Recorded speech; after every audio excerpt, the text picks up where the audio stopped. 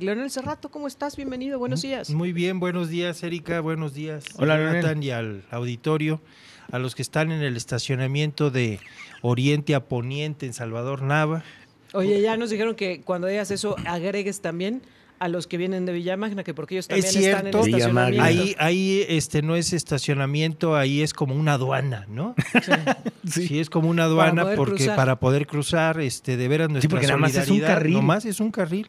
Y además todavía tuvieron la ocurrencia de ponerle topes. Sí. ¿No? ¿Verdad? Tiene así como muchos topes seguidos. Buena suspensión las de los autos de los vecinos de Villamagna. Por cierto que yo quiero empezar con lo que dijiste hace un momento, Erika, respecto de don Rafael Almendares Blázquez, un hombre que además fue mi vecino, entrañable, siempre muy respetable, dentro de una camaradería inusual para un hombre tan serio como era él, ¿verdad? Yo me enteré que estaba hospitalizado, pero luego vi un mensaje de él mismo diciendo que todo estaba bien, y de pronto pues esta noticia que la verdad es muy sorprendente. Son de esos potosinos cuya ausencia se va a notar mucho. Sí. Porque era un entusiasta de San Luis, tan así que luego todas sus iniciativas tenían por objeto promover a San Luis Potosí. El turismo fue una de sus empresas, pero desde luego el espíritu fundamental es que era un potosino de esos poquitos, ¿no? Y estamos perdiéndolos, vamos quedando puro rescoldo, compañeras, compañeros ciudadanos. Vamos a aplicarnos a seguir estos ejemplos, ¿no? Por lo menos, porque es muy sorprendente. Lo mismo estaba en un patronato que en una comisión, que sentado a la dirección de un banco.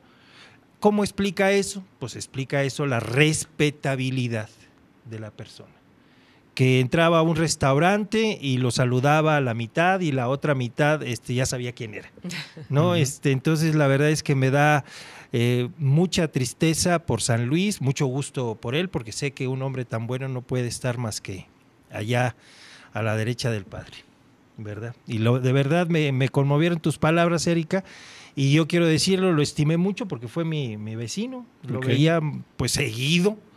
Entonces, bueno, pues un abrazo a su con familia. Franqueza. Sí, directo. Y te digo, era muy interesante que en su personalidad seria, adusta, muy alto, elegante, de repente soltaba alguna alguna carrucha, ¿verdad? Dijera alguien, y muy bueno para el análisis político, lo expresaba poco, porque era así de austero, de adusto. Pero la verdad es que yo en el último año tuve la fortuna de conversar muchas veces con él y de apreciar lo que ya sabía, que era sin duda alguna un potosino de excepción, que ya, híjole, pues van quedando muy poquitos, ¿verdad? Sí, muy poquitos. Tremendo legado que deja. Y bueno, pues creo que el más importante es su familia, sus hijas, sus nietos. Sí. Un abrazo para ellos y bueno, para sus sobrinos. También a uno de sus hermanos con el que tengo una buena amistad, que es tuitero experto. Es bueno también para el análisis en Twitter, ¿verdad? Un hombre que su sobrino. Su sobrino, Jorge. Que a donde iba. Su hermano Pato y su sobrino Jorge. A donde iba llevaba a San Luis. Sí. Que eso yo los destaco Iniciativas mucho. Que hoy ya vemos que tienen mucho tiempo y que han sido muy provechosas para San Luis, se le ocurrieron a él. Sí, y esa visión de promoción permanente, antes. Sí. Y bueno, pues a echarle ganas para parecernos poquitito a esos gigantes, ¿no? Sí, de su ramo. Gigantes. Sí, tremendo. Perdón por esa, pero dije no hay que desaprovechar. No, y vale la pena, porque sabes, creo que luego poco hablamos de eso, de la valía de las personas. De buena gente, ¿no? Tenemos mucha buena gente.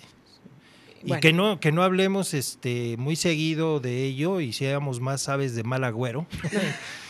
No quiere decir que no existan, hay un montonal, ¿verdad? Y que no se valore lo que hace por San Luis Potosí. Exacto. Bueno, descanse en paz, mi querido Rafael Armendáriz. Y bueno, pues lo decíamos ya, hay encuestas de la preferencia a ocupar la Suprema Corte de Justicia de la Nación. ¿Cómo lo ves, Leonel? Y más después de lo que sucedió pues este fin de semana, en donde en el caso de Lenia Batres, pues de manera oportunista aparece ahí en el buque escuela. Luego la presidenta dice, no hombre, se subió como cualquier turista, no fue parte ni de la colaboración de la Marina ni de nada por el estilo, pero bueno, pues ella ahí estaba presumiendo este buque y de pronto viene el accidente. Bueno, respecto de la encuesta que publica el Universal, sí, efectivamente de Mitofsky, pues bueno, con las reservas del caso, pero yo pienso que no es una sorpresa. Son las personas que más emblemáticamente han salido a la escena pública como parte, y hay que decirlo con todas sus letras, como parte del proyecto de la 4T, de la Cuarta Transformación. Por lo cual, a mí lo que sí me sorprendió un poquitito nada más es que sea Yasmín la que encabece, Yasmín Esquivel Moza, y no Lenia o Loreta o incluso Estela Ríos. Pero a ver, dime una cosa, ¿qué tanto tiene que ver que sea de los perfiles más conocidos? Si quieres por el escándalo del plagio de la tesis. Sí, puede, eso pero que puede al final ser, de cuentas, sí. Pues dicen que no hay publicidad mala y hoy es el nombre, si le preguntas a la gente, oye, un ministro de la Suprema Corte de Justicia de la Nación, pues yo creo que difícilmente se sabe en uno que no sea Yasmín Esquivel. Sí, es cierto, porque ella, hay que decirlo también, porque fue público y además no fue aclarado, ¿eh?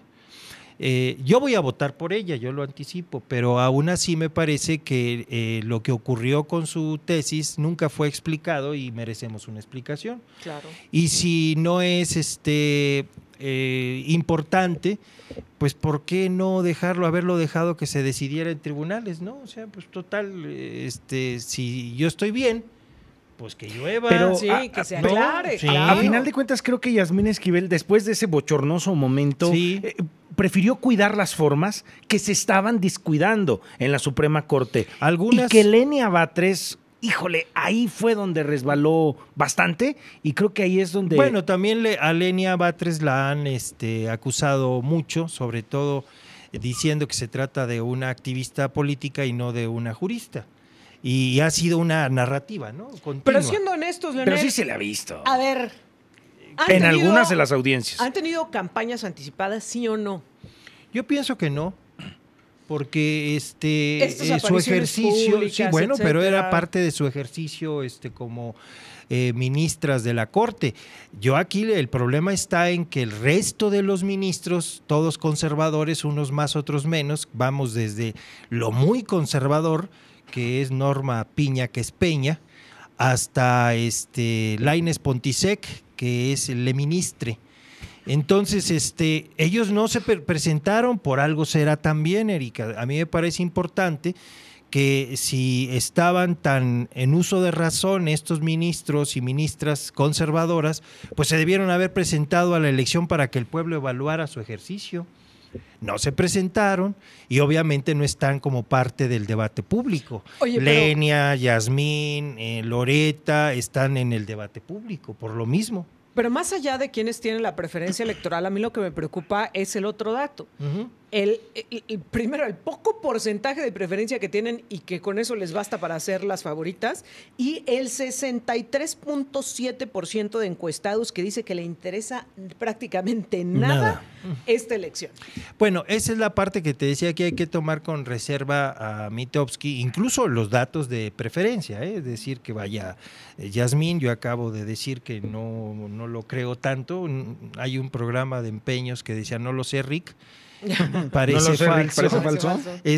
Pero a mí me parece que la cantidad de personas que están interesadas son muy similares a las que votaron en 2024 por la presidenta Sheinbaum. Es decir, que sí va a haber una votación importante. Aquí me preocupa únicamente el mecanismo de votación, porque es una votación más compleja. Y que va a implicar que la mayoría de las personas se tenga que llevar un acordeoncito a la urna, no más que ojo ahí, el acordeoncito si se lo lleva es personalísimo, debe de llevarlo muy, muy secreto, porque de lo contrario se va a convertir en un examen de esos de secundaria donde rellenas bolitas, ¿no? De opción múltiple. Entonces, sin embargo, creo yo que hay más expectativa del lado de la gente. A mí me parece que otra vez no están leyendo correctamente lo que significa para la gente, Erika. Sí es importante, lo considera, y yo entre ellos lo consideramos, un logro de trascendencia histórica, el que se elija a los juzgadores. Que podemos hacerlo mal, las mexicanas y los mexicanos, ahora el 1 de junio, que nos equivoquemos, que elijamos a uno u otro no teniendo el mérito. Bueno, pues es preferible que nos equivoquemos millones a que se equivoque la presidenta de la República o los 120 y tantos senadores que son. Pero a ver, dime una cosa, ¿no confiarías en el criterio de la presidenta entonces? Sí, pero recuérdense que allí en el Senado está Dan Augusto. Y yo lo traigo entre ceja y ceja, mi colega. Entre ceja, oreja y jefa. Sí, no, entre ceja, oreja y jefa. Ajá. Híjole, bueno, sí. Y a varios senadores que dejan mucho que desear, condicionando su voto y cosas de ese tipo. ¿Y no están metiendo las manos en esta elección? Pues es que no pueden, aunque quieran. Mira, es una enormidad y yo te diría que platicaras, no pueden hacerlo en directo porque tendrían que invitarlos a todos, pero que platicaran con algunos candidatos así en privado y que luego en general se transmitiera su opinión, pero les está resultando tan absolutamente enigmática la elección a los partidos que no atinan ni siquiera a, según ellos, intentar bajar líneas. Tengo que hacer una pausa, pero regresamos para platicar de eso, de la tentación que sí significa. Sí hay una tentación y sí, algunos lo están intentando. ¿Qué tan blindada está o no esta elección? Lo platicamos al regresar. Vamos a la pausa, estamos conversando con Leonel Cerrato. Estamos platicando con Leonel Cerrato y antes de la pausa nos quedamos en este tema de, hay que reconocer que esta elección del Poder Judicial es una tentación para muchos. Sí. Entre ellos para los partidos políticos, liderazgos, pero también para grupos que no quisiéramos ver inmiscuidos en este tipo de decisiones. Los malos, los mañosos, los factureros. ¿Está blindada la elección? No, estará blindada en la medida en que la gente vaya a votar. Está blindada en la ley, Erika. La ley tiene reglas y demás, y hay procedimientos donde efectivamente si elegimos a un juez, a un magistrado, una magistrada, jueza, que tiene todas estas vinculaciones, el órgano que califica, que es el INE, y que luego ratifica o desdeña el Tribunal Electoral del Poder Judicial de la Federación, sí son, digamos, como puertas por las cuales deben de pasar, porque ahorita no se está examinando la elegibilidad. Ahorita que reúna los requisitos, ¿no? Y hay que ver que sí hay quienes reúnan los requisitos, pese a que sean unos verdaderos pillos de siete suelos. Pero es que ese es el peligro, Leonel. Ya incluso el Senado les dijo, encontré 20 que por ahí pueden ser oscuros. Pues qué desvergüenza del Senado, pues ellos lo revisaron. Pero no lo revisaron. Pues no lo revisaron. Hay unos que no cumplen ni siquiera con los criterios básicos. Es a lo que me refiero. El Senado no tiene pena. O sea, ahí mi querido ellos nos dijeron que iban a escoger a los mejores. Expetista Noroña. Ahora, Leonel, yo creo que la mayor relevancia que tiene este proceso es justamente el reclamo de impartición de justicia que tiene la sociedad. Este fin de semana vimos esta marcha que se suma a las que ya hemos visto y que hemos atestiguado en San Luis Potosí, de la sociedad saliendo a reclamar a la autoridad. Primero, el hecho de que no sean capaces de evitar la comisión de delitos, y todavía que salgan con estas versiones, a otra vez la fiscal culpas. A decir que si fue un ataque directo, pero que no va a dar más información porque la familia no quiere, pero que esto no es violencia generalizada. A ver, pero alguien tuvo las condiciones para ir a asesinar a una persona en plena luz del día y nadie se lo evitó, nadie se lo impidió y lo pudo realizar y nadie lo detuvo de manera posterior y hoy es día que no hay detención prófugo, al respecto. ¿No? Sí, y todos los que hayan podido participar. A mí me parece que esto tendría que ser un acto de tremenda vergüenza para todas las instancias involucradas, preventivas, reactivas y de procuración e impartición de justicia. En cualquier democracia más sólida, la fiscal ya se hubiera ido a su casa. Porque no solo está bien, tiene una repercusión mucho más fuerte, porque la persona era una empleadora, es decir, de ella, de su emprendedurismo, dependían familias, proveedores, empleados, clientes, etcétera. Pero la violencia se ha normalizado y ahora ha escalado a lugares en los cuales el Estado antes tenía siquiera el prurito de vigilar. tú lo estás diciendo ahorita en una nota, o lo estaba diciendo Jonathan en las cabezas, respecto de que el centro histórico presenta asaltos, presenta robos a negocios, cristalazos a lugares totalmente céntricos. Yo insisto nuevamente en que la palabra concreta es, ¿por qué está pasando esto? Pues porque pueden. Y pueden porque la Fiscalía, y no lo digo yo, lo dijo el gobernador Gallardo, tiene ahí un cuate con una pala. A ver, pero ¿verdad? La respuesta, Leonel. A ver, a mí me parece que los dos momentos que detonan la indignación es la forma en que muere la empresaria, el día en que la matan, que correcto. Es el Día de las Madres, sí. Que eso genera una reacción y la indignación en redes. Pero me parece que cuando viene esta avalancha de indignación de la sociedad, las autoridades no saben cómo agarrarla. Como que es una bola caliente, échate tú el cargo, no, pero tú no.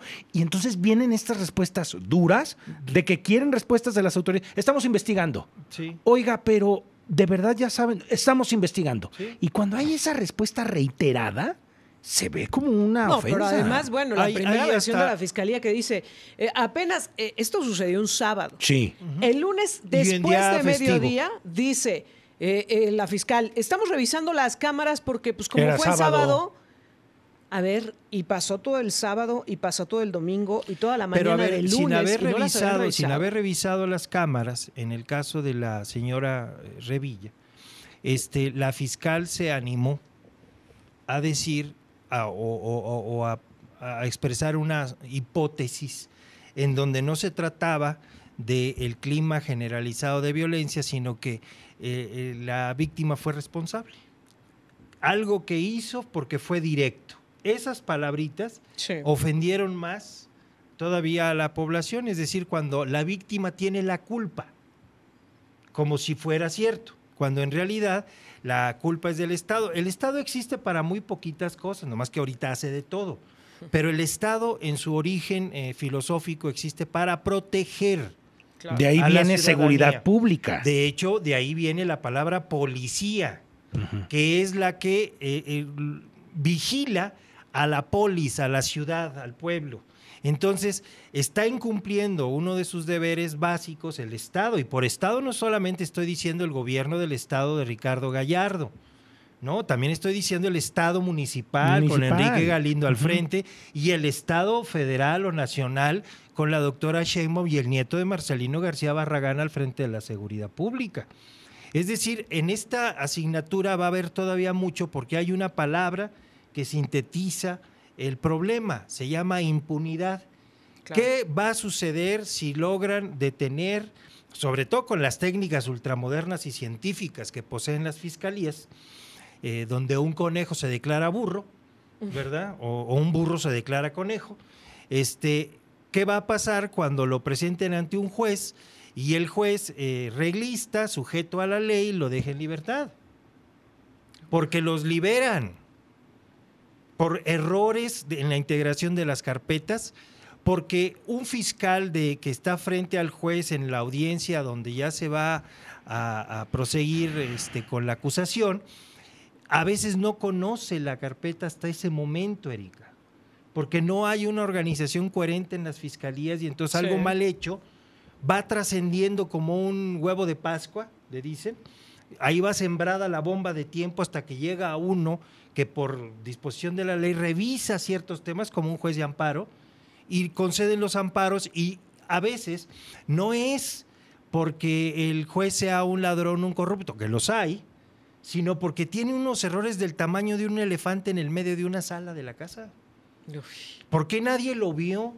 Y entonces este tipo de reacciones de la Fiscalía que provocan que un grupo de la sociedad importante, porque unos son los que fueron y otros los que juzgamos respetuoso no asistir.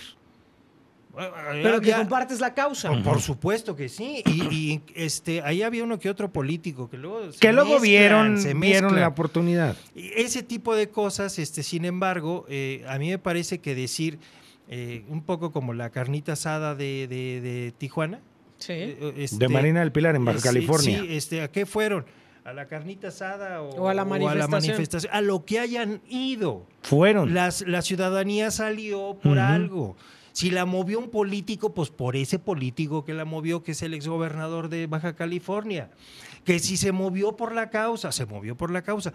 Pero aquí díganme, como que a título de que se saldría de la comodidad de su casa con este calorón y solazo, un grupo de ciudadanos a incomodar al señor gobernador, a incomodar a la señorita procuradora. No, lo hacen porque ya está en niveles de desesperación. Y ese es un segmento social que tiene más información, que se coordina. Pero los más pobres son los que más padecen el crimen. Claro. Si echamos una ojeada todos los días, hay asaltos, como bien decía hace un momento la noticia, pero también hay lesiones, intentos de asaltos y hay asesinatos. Sí. Y de pronto entonces la respuesta está siendo, ¿en qué andaría metido? Pues en lo que ande metido. La obligación del Estado es garantizar la seguridad. ¿Se puede, Erika? Pues yo creo que con el modelo de fiscalía, el modelo de policías y el poder judicial que tenemos, no. Porque la palabra va a seguir imperando, impunidad, mientras no se castigue. Y yo digo que aquí el asunto de castigar va a hacer que también la gente entre niveles de desesperación en donde se elijan métodos más autoritarios para lo que podía haber sido más terso. En la medida en que la gente se enoje, van a ir ganando espacio los que ofrezcan medidas duras, los que ofrezcan violación de derechos humanos como Donald Trump en Estados Unidos o la derecha en Alemania, el Vox en España. Es decir, el resultado final de una falta de cuidado de una democracia implica su deterioro y su lenta muerte. Y el inicio de dictaduras, el inicio de maximatos, porque la gente lo que quiere es mano dura. Y no se equivoca, pues mano dura en lugar de la mano blanda. Por esto que tú mencionas. Que luego viene por eso los quiebres de las democracias, como decías, ¿no? Esta parte que es ejemplar, la ausencia del Estado mexicano en la estructura de seguridad. Es correcto. Se tiene que notar. Sí, si no se nota, entonces, ¿a dónde va el gasto? Claro. Porque se gasta un montón. La Guardia Civil del Estado estatal trae autos de alta gama. Trae ahí coches, me acuerdo. Para alcanzar a los delincuentes, dijeron en su momento. Bueno, pues están estacionados, yo los he visto y no prestan uno. Leonel Cerrato, como siempre, muchas gracias por estar con nosotros. Muchas gracias, y a las personas que se manifestaron, Erika, pues que lo sigan haciendo. Tienen la razón. Esto es lo importante. No están manifestándose porque tienen enojo, no. Tienen una razón profunda. Y cada vida es importante, de quien sea, y si es de alguien que además es madre, empleadora, proveedora, negociante, que brinda bienestar a los demás, ¿cuánta mayor razón para manifestarse? Leonel Cerrato, gracias por estar con nosotros. Gracias, Erika, gracias, Jonathan, y gracias al auditorio. Muy buenos días.